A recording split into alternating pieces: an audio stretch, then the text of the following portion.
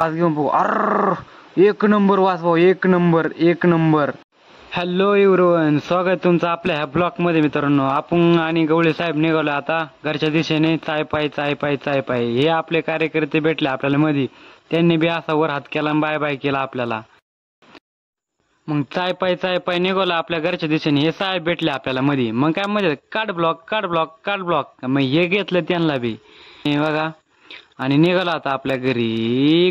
हे चाय पाय हे आलं आपल्या पार्किंगला. समोरची ही ही हा हीच अहो हीच गाडी हो, हीच गाडी आपली.